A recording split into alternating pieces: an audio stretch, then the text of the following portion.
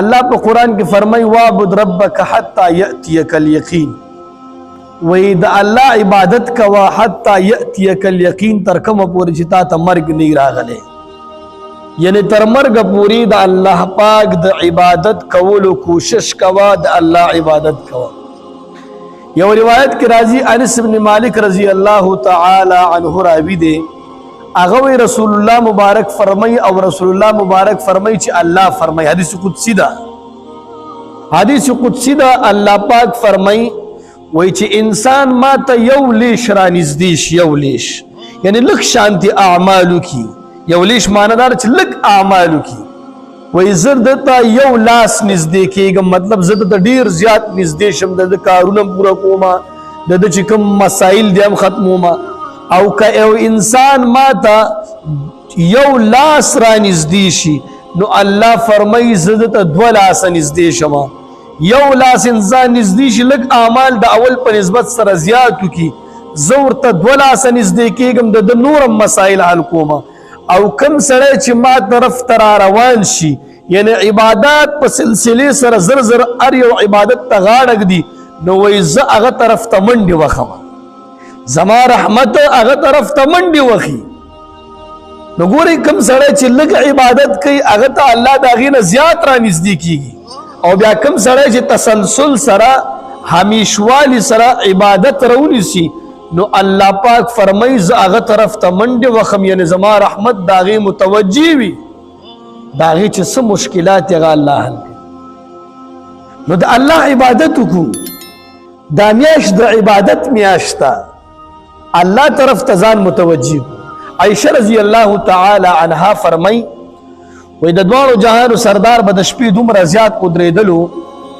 چې د هغې خپې مبارکې به وپړسېدلې دومره زیات منځونه به یې کول و یو وار دې ما تپوس وکړه چې ای د الله رسوله تا ته خو الله مخکیني رستوني وړه غټه هر قسمه ګناه معاف کړې ده پیغمبران بالاتفاق معصومین عن الخطا دي یو ګناه د هغوی نه د نبوت نه مخکې او نه د نبوت نه پس وی ای د الله رسوله دا دومره عبادت ولې کې شپې د خپې پړسېږي وی ای عایشې ولې زه د الله شکرګزاره بنده جوړ نه شم یعنی ټیک ده چې الله پاک ما سره زما ټول ګناهونه خطاګانې هر څه مانه نه کېږي زه معصوم یم خو چونکې د الله عبادت خو کول ضروري ده که نه نو دومره لوی پیغمبر چې د ټولو انبیاو سردار دی هغه وایي چې زه د الله عبادت وکړم او زما او ستا نه د ټولې دنیا نه خطاکاره کس بل نشته نو زما او ستا به څه اعمال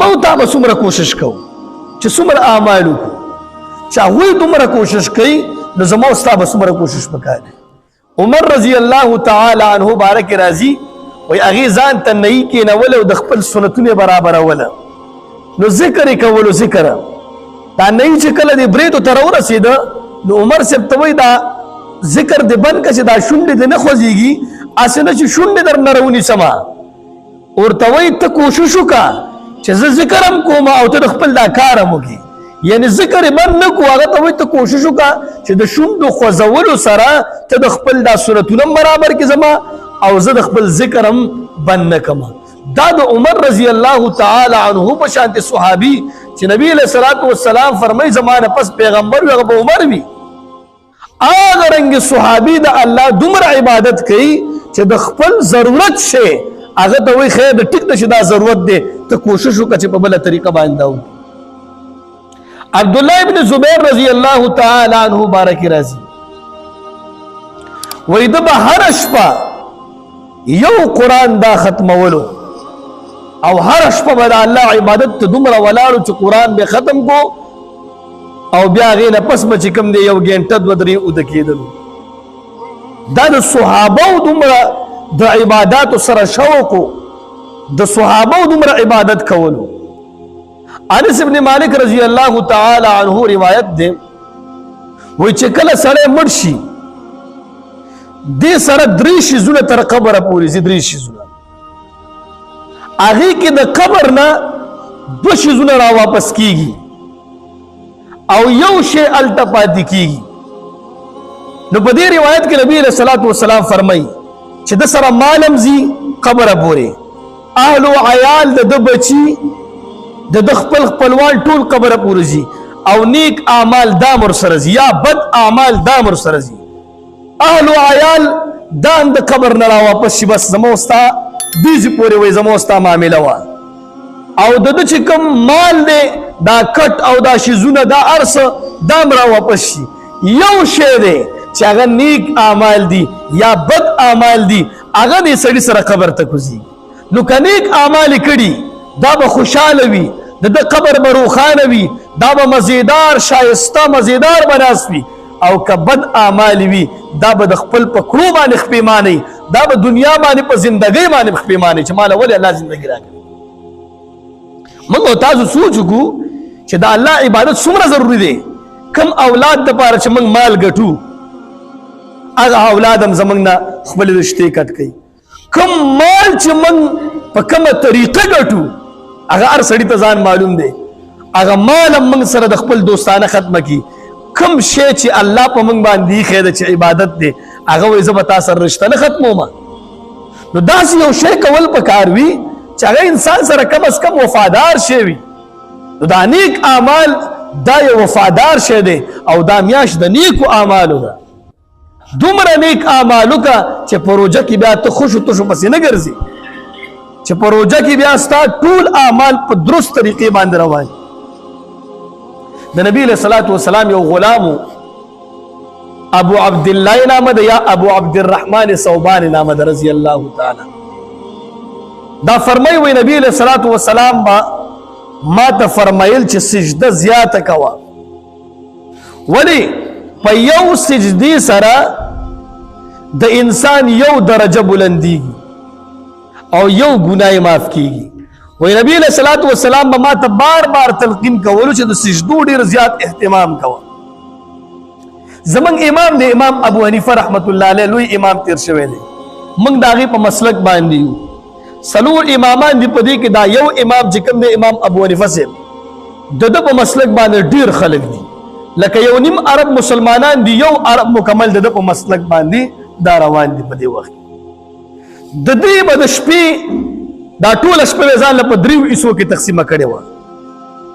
امام ابو حنیفه صاحب به په اول حصه کې درس او تدریس کولو، خلکو ته به سبقونه ښودل، مسلې به خلکو ته ښودلې، د قرآن درس به کولو، مسلې به حل کولې. په دویمه حصه کې به د الله عبادت کولو، الله طرف ته به متوجه شو. حالانکه درس هم د الله عبادت دی، خو ده به په دې دویمه حصه کې خاص د الله عبادت داسې کولو چې څوک به ورسره نه الله ته به ودرېدلو او د 3 رکعاته لمونځ به یې کول.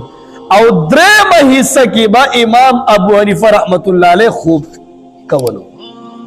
اوس تاسو سوچ وکئ زمونږ د شپې دا حصې وي، زمونږ یو حصه د دوستانې دپاره وي، د ګرځېدلو دپاره او بس بقیه ټوله شپه زمونږ د خوب دپاره. لږ الله ته ودرېږو، الله تا ته دا نه و چې ما ته ټوله شپه ودرېږه عبادت وکړه. الله پاک دا نه و چې بیبي سره مه نږدې کېږه، هر څه کوه الله ته یو 2 رکعاته لمونځ د شپې کوه، چې اوده کېږې هغه ټایم یې کوه. شپې نشي راپاڅېدلی، کمزوري د انسان کمزوری دی چې کم ټایم اوده کېږي ښایسته اودس کوه، 2 رکعاته لمونځ کوه، الله طرف ته متوجه کېږه چې یا الله زما ګناهونه دي، یا الله داسې د خپل فریاد ورته کوه. دا خو کولی شي که نه؟ نو د الله عبادت کول پکار دي. یو وارې وی امام ابو حنیفه رحمت الله علیه ټوله شپه یو آیات باندې وامتازوا اليوم ایها المجرمون، الله پاک فرمایي چې د قیامت په ورځ به ګناهګاره او مسلمانه بیل بیل شي. په دنیا کې په یو صف کې ګناهګار هم ولاړ وي او بې ګناه هم ولاړي.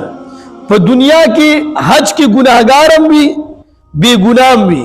په دنیا کې په یو صف کې سودخور هم ولاړي او بې سود هم ولاړي.